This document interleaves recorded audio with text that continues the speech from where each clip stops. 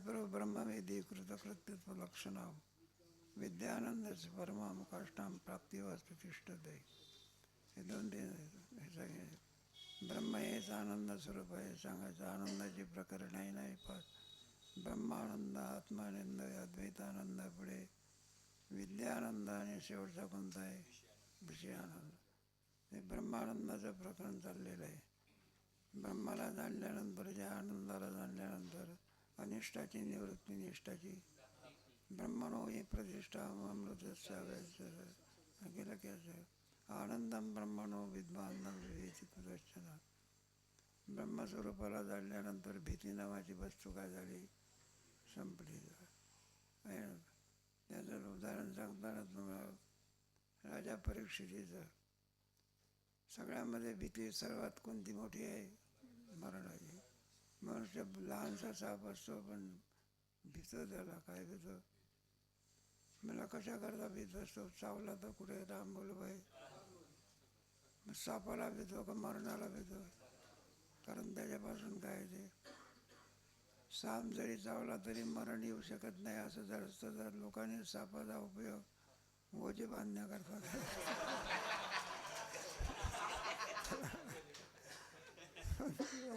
लहानचं पिल्लू सुद्धा काय भीती कशाची, मरणाची भीती.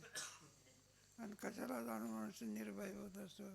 अभयम सत्व संशुद्धी ज्ञानाय दानम दमस्य ज्ञस्य स्वाध्यायाचं बाहेर न. त्या परीक्षेचं आहे ना, कशा करता पूर्व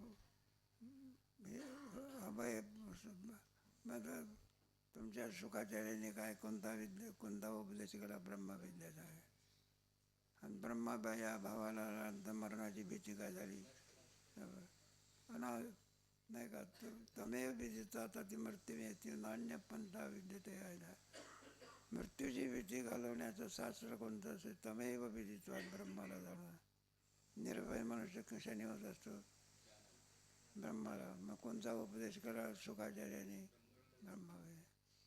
आणि लगेच निर्भय पदाला जमला तो साप का चावत नाही, मरण माझे मे प्रकरणामध्ये अनिष्टाची निवृत्ती, निष्ठाची. त्याच्याकरता उदाहरण दिलेलं आहे, सुषुप्तीचं उदाहरण दिलेलं आहे. सुषुप्तीमध्ये जो आनंद असतो तो कोणता आहे, ब्रह्मानंदाचा. कारण विषय नाही पण काय आहे, आणि त्या ठिकाणी कशा कशा प्रकारे म्हणजे 4-5 दृष्टांत देऊन हा सिद्धांत काय केलेला आहे ना, सांगितलेलं आहे.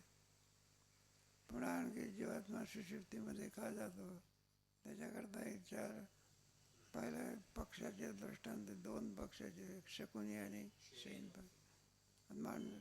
लहान मूल, सार्वभौम राजा आणि ब्रह्मदत्ता पुरुष सुषुप्तीतल्या आनंदाकरता हे दिलेले. पुन्हा जीवात्मा फिरून कुठे जात असतो, आपल्या मूळ स्थानावरती जात असतो. आकाशामध्ये उडणारा पक्षी भ्रमण करतो, फिरतो, पण त्याला विश्रांती काय होत नाही. आणि पुन्हा जिथून उडाला होता तिथेच काय करता, पुन्हा येत असतो. दृष्टांत शकुनी पक्षी दिलेला आहे. तो शकुनी म्हणजे कौरवाचा मामा नव्हे, त्याने उलटे पासे टाकले होते. मग कोणता मामा आहे आपला, वारकरी शिक्षण संस्थेतला दांडेकर मामा. मग शकुनी पक्षी काय करतो, विश्रांती न मिळाल्यामुळे पुन्हा येतात. त्याप्रमाणे तर दृष्टांतात लावायचा. मग आता काय, त्याप्रमाणे 2 अवस्थेमध्ये फिरून जीवात्मा पुन्हा सुषुप्तीमध्ये जातो. 2 अवस्था कोणत्या, जागृती आणि या 2 अवस्थेमध्ये भ्रमण केल्यानंतर तुला काय मिळत नाही, विश्रांती मिळत नाही. मग कशा करता जातो सुषुप्ती.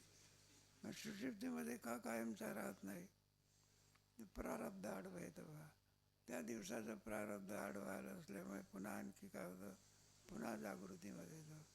आणि शेवटी प्रारब्ध संपलं की राम बोल भाई, दुसऱ्या देहात, कोण्या देहात जाईल हे काही सांगता येत. माझा 2 अवस्था फिरतो ना तो, तो पक्षी जसा विश्रांती करता मूळ जिथं असले तिथं, त्याप्रमाणे जीवात्मा 2 अवस्थेमध्ये फिरून पुन्हा आपल्या मूळ स्वरूपामध्ये सुषुप्तीमध्ये येतो. हा झाला शकुनी पक्षी, शेण पक्षी. ते तसं लहान मूल आहे का, राग आहे का, त्याला द्वेष आहे का, कोणती अवस्था. काल सापाचं उदाहरण सांगितलं, त्याला कुठं कळतं का तो सापाला काय लागतं. त्याचा राग राहील, त्याच्या ठिकाणी काय नाही, कोणतेही नाही, भेद नाही. ती ब्रह्मवेत्या पुरुषाला लहान मुलाचा जो दृष्टांत दिला आहे का, त्याच्या ठिकाणी आप काही कालपर्यंत आपोआप काही नसो, कुठे काही भाव असतो का त्याच्याकडे. एखादी बाई जर काही आंबे विकत घेण्या करते, पोराला कळते का हा दुकानदाराचा आंबा अजून काही विकत घेतला नाही, आपण तोंडात कसा घालायचा. त्याला वाटते आईच्याही पदार्थातले आंबे आपलेच आहे, दुकानातले आंबे आपलेच आहे. जसं ते आनंद स्वरूप असते त्याप्रमाणे एक शकुनी पक्षी, दुसरा शेण पक्षी, तिसरा लहान मूल, चौथा कोणता सार्वभौम राजा. त्याला काही मिळवायचं शिल्लक राहिलेला आहे का, समानुष आनंद आहे. त्याची तृप्ती असते. तृप्ती दीपामध्ये आहे ना तुमच्या, तो तृप्त झालेला आहे, कोणती वासना शिल्लक राहिलेली, तसा तो तृप्त असतो. त्याला काही मिळवायचं शिल्लक राहिलेलं. आता काय नरेंद्र मोदीला काय सरपंच होण्याकरता सही करायची. दुसरा दृष्टांत कोणता, महाविप्रा ब्रह्मवेदी नाही का, हे घेतलेलं आहे ना. कोणता श्लोक म्हटला आपला, 52. महाविप्रा म्हणजे ब्रह्मवेदी म्हणजे ब्रह्मनिष्ठ स्थितप्रज्ञस्य का गुणातीताची लक्षणं सांगितले. कैर्लिंगाई स्त्रीन गुणानतीवर गुणातीत बरोबर, त्याला ब्रह्मवेदी म्हणजे ब्रह्मस्वरूपाला जा. ब्रह्मवेद ब्रह्मैव कृतकृत्यत्व लक्षणा कृतकृत्यस्य. मग कृतकृत्य कशाने होतं, ज्ञानाची परिपक्व अवस्था म्हणजे कृतकृत्य अवस्था. 15व्या अध्यायाचा शेवटचा श्लोक आहे की नाही, कृतकृत्यस्य भारत दादा यशात्मरेव स्यात् आत्मवृक्ष.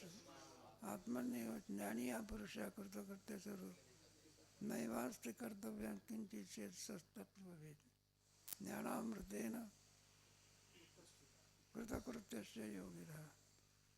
ज्ञानामृतेनं जेवणाने भूक जात असते, काय जाते कृतकृत्य होत असतो का, पुन्हा भूक जशीच आहे. मग कृतकृत्य कोणापासून, ज्ञानाने होतं नाही का. ज्ञानामृतेन तृप्तस्य कृतकृत्यस्य नैवास्ति कर्तव्यम किंचित नसत जाते. जर काही मिळवायची इच्छा असेल तर मग तो तत्ववेत्त आहे. कृतकृत्यस्य कृतकृत्य करू सर्व का, त्याप्रमाणे महाविप्रा ब्रह्मविद्या कृतकृत्यत्व लक्षणा विद्यानंदाचे परमं कष्ट. आता आनंदाची परिसीमा, याच्या पलीकडे आता दुसरा आनंदाची परिसीमा का झाली, संपली. एखादा दुकानदार हे दाखवतो याच्या पडते अधिक भारी कापड काय करा. मग शेवटी एका काय तुमच्या वाराला 5,000 रुपये म्हणला, याच्या पलीकडे आता संपलं काय, आता बोल नका. आता म्हणलं आता याच्या पलीकडे दुसरी गोष्ट राहिलेलं. विद्यानंदस्य परमाम कष्टा आणि प्राप्त तिष्ठते. ही ज्याला प्राप्त झालेली आहे त्याला जीवनमुक्त अवस्था ईशा ब्राह्मी स्थिती. हे तिघच काय आहे, आनंद स्वरूप आहे. बाकी हे तिघं सोडून काय आहे, एक लहान मूल, दुसरं सार्वभौम राजा, तिसरा ब्रह्मनिष्ठ. बाकी सगळे कसे आहे, मग दुःखी आहे. तरीपणा वाचलं. मुग्ध बुद्धादिबुद्धानाम लोके सिद्धा सुखात्मता उदाहरणाम अन्य दुःखीनो न सुखात्मता. मुद्ध बुद्ध अतिबुद्धानाम सिद्धाम सुखात्मा. मुग्ध म्हणजे एक लहान मूल, बुद्ध म्हणजे सार्वभौम राजा आणि अतिबुद्ध म्हणजे ब्रह्मविद्या. लोके सिद्धा सुखात म्हणाले हे तीनच काय आहे जगामध्ये सुखी आहे. कोण कोण? सार्वभौम राजा, त्याचप्रमाणे लहान मूल, सार्वभौम राजा आणि मग हे तीन सुखी आहे. उदाहरणार्थ म्हणणे दुःखीना सुखात्मक आहे. उदाहरण दिलेल्यामध्ये बाकी सगळे कसे आहेत आणि सुखी कोण आहेत? म्हणजे तो गोबर आहे कसे तुका म्हणे खातो नका तर बरोबर सुखी असल्यामुळेच तर काय दिला ठेवा नामा विठ्ठलाची जाईव तुराची. कारण कोणचा आनंद प्राप्त झालेला आहे. आपल्याला आनंदाकरता विषयाच्या ठिकाणी भीक मागायला लागते. आपला आनंद कोणावर अवलंबून आहे? वेळेवर चहाला बरोबर व्यवस्थित साखर आहे आमकाय तमकाय खुश असतो. आणि थोडा वेळेवर चहा नाही आला तर सगळं दुःख.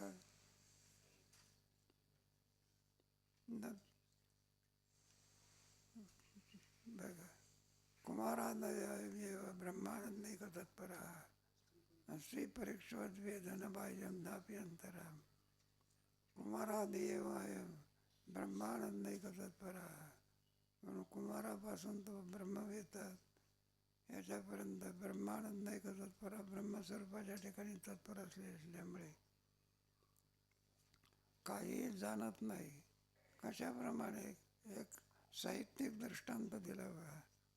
तो साहित्यिक दृष्टांत साहित्यामध्ये चालत असतं बरं का. श्री पृष्ठवत वेद न बाह्य नापे आपलं संसारिक दृष्टांत आहे. एखाद्या स्त्रीला आलिंगन दिल्यानंतर त्या माणसाला दुसरं काही सुचत नाही, आतलंही सुचत नाही आणि बाहेर सुचत नाही. त्याचा विषय कोणता आहे? हे मॉडेल असतं नाही, देवाने 2 मॉडेल फसवणारे 2-3 मनुष्य देहामध्ये येऊन करा. त्यांच्या नाटाच्या अभंगामध्ये शेवट नाटाच्या साधने तरी हेच दोन्ही नाट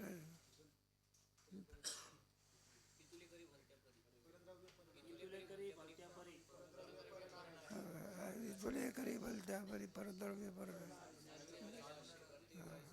नाटामध्ये आहे. तुले करी भलत्या परी परद्रव्य परण आणि सांडोनी अभिला नकरी धम्माचा असा आहे.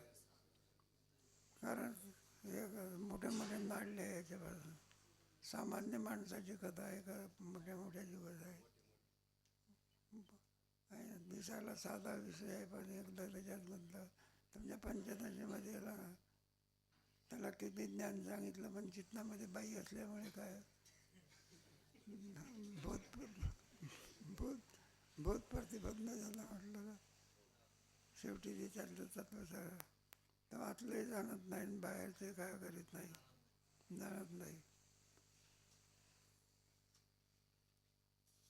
त्याप्रमाणे ब्रह्मवेत्ता पुरुष आतलंही जाणत नाही आणि काय जाणत नाही. बाह्य म्हणजे कोणता ना आतला कोणता त्याच्याकरता आपण चांगलं असलं का. बाह्यम रथादिजम वृत्तम गृहकृत्यम तथांतरम तथा जागरणम बाह्यम नाडीस्था ब्रह्म अंतरा. दृष्टांतामध्ये लावायचं बा. बाह्यम रथादिजत्वम नाही का. श्रेणी आलिंगन दिलेला जो पुरुष आहे त्याला बाहेर काय चाललेलं आहे याचं काय नसते. लाज नाही लज्जा नाही काही नाही. त्याचं 2-3 पुरुष घेतलेले आहे, दारुड्या घेतलेल्या आहे बघा. त्याला बाह्य काय नसते. नाकडा चालला तरी त्याला वाटते लोक आपल्याला हसतील काय पाहतील काय. बाह्यमृताची समृद्धी. एवढा मोठा इंद्र बोलला ना सामान्याची कथा. स्वर्ग सोडून कुठे येतो. बाह्यरथाची मृत्यम गृहकृत्यम तथांतरम बरं का.